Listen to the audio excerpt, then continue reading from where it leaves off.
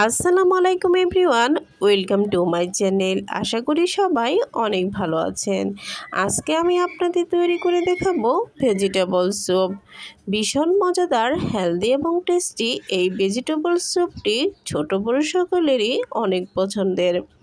পুষ্টিতে ভরপুর এই স্যুপটি আপনারা যারা ডায়েটে আছেন তাদের জন্য কিন্তু অনেক উপকারী, আর রোগীদেরকেও এটি খাওয়াতে পারেন। এই স্যুপটির জন্য আমি ব্যবহার করেছি কিছু ভেজিটেবল: বরবটি, কাঁচা কলা, পেঁপে, গাজর এবং আলু। আপনারা আপনাদের বাসায় যেসব সবজি আছে ওইগুলোও ব্যবহার করে কিন্তু স্যুপটি তৈরি করতে পারেন। এই স্যুপটি ঘরেতে যেসব সবজি থাকে ওইগুলো দিয়েই কিন্তু করা যায়। এখানে আমি সবজিগুলো এরকম কিউব কিউব ছোট ছোট করে কেটে নিয়েছি এবং এখানে কেটে নিয়েছি একটা পেঁয়াজ। আর এখানে আরেকটি বাটিতে আমি একটি ডিম ভেঙে নিয়েছি। ডিমটা ফেটিয়ে আমি একপাশে রেখে দেব। এবার আমি আরেকটি বাটিতে নিব সামান্য তেঁতুল এবং কাঁচামরিচ কুচি, আর এখানে আমি ব্যবহার করেছি 1 টেবিল চামচ চিনি। এবার এই সবগুলো একসাথে মেখে এক সাইডে রাখবো। এবার আমি একটি পাত্রে তেল গরম করে দিয়ে দিলাম কেটে রাখা পেঁয়াজ কুচি।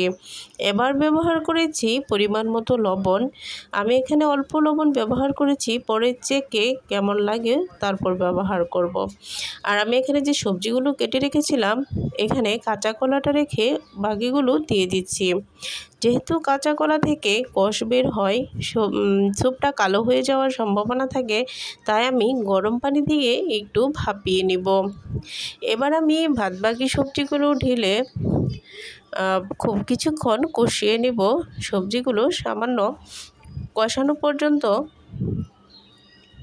এভাবে নেড়ে নেড়ে দিব।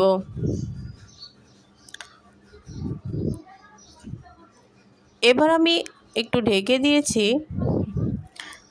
দেখুন এবার সামান্য কষানো হয়েছে। এবার আমি যে কাঁচা কলাটা ভাপের জন্য রেখেছিলাম সেটা ভাপানো শেষ হলে এবার আমি কাঁচা কলাটা দিয়ে দিচ্ছি। এবার আমি ব্যবহার করব স্যুপের জন্য পানি। এখানে আমি যেহেতু অনেকটা পরিমাণ স্যুপ রান্না করব, তাই আমি এখানে আমার হাতের যে মগ রয়েছে এটা দিয়ে 5 মগ পানি দিয়েছি। আমার এই পাতিলটা স্যুপের জন্য ছোট হয়ে যাওয়ায় আমি এই পাতিলটা চেঞ্জ করে একটি বড় পাতিল ব্যবহার করেছি। এবার আমার সবজিগুলো সিদ্ধ হয়ে এসেছে এবং স্যুপটা অনেকটাই হয়ে এসেছে। এবার আমি এখানে ব্যবহার করব কর্নফ্লাওয়ার। স্যুপে আমি কর্নফ্লাওয়ারটা দিয়ে দিয়েছি। এবার আমি যে তেঁতুল এবং কাঁচামরিচ ও চিনির মিশ্রণে মাখানো যেটা রেখে দিয়েছিলাম ওটা আমি এখন দিয়ে দিচ্ছি। আমার স্যুপটা কিন্তু হয়ে গিয়েছে। এবার আমি ব্যবহার করব যে ফেটানো ডিমটা রেখেছিলাম, ওই ডিমটা আমি নাড়তে নাড়তে দিয়ে দিব, না হয় এক জায়গায় ধোলা পাকানোর সম্ভাবনা থাকে।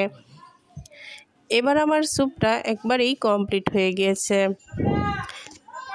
স্যুপটা কিন্তু অনেক মজাদার এবং খুব সুস্বাদু হয়েছিল এবং এটি খুবই হেলদি। আমার ভিডিও যদি আপনাদের কাছে ভালো লেগে থাকে অবশ্যই কমেন্টে জানাবেন, লাইক এবং সাবস্ক্রাইব করে পাশে থাকবেন। আল্লাহ হাফেজ।